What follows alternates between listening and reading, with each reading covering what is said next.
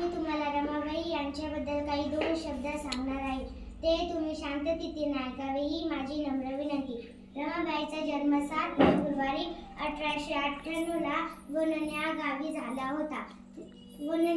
झाला होता. त्यांच्या आईचे नाव रुक्मिणी व वडिलांचे नाव भिकोजी होते.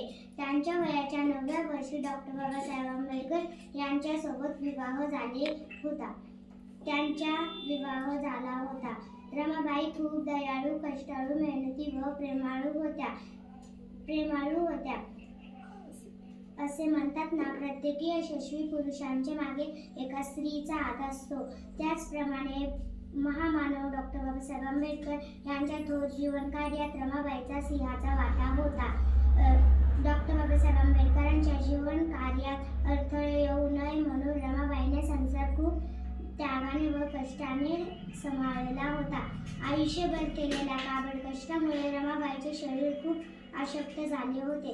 त्यातच त्यांचा आजार बळवला आणि 27 मे 1935 ला त्यांची प्राणज्योत माळवली. डॉक्टर बाबासाहेब आंबेडकरांनी रमाबाईच्या महान मृत्यूस थॉट अँड पाकिस्तान हा ग्रंथ अर्पण केला. शेवटी एवढेच म्हणे, माझ्या भीमाची सावली दीनदलितांची आई, अशी भाग्यशाली त्या मूर्ती माता रमाई. जय जय भारत.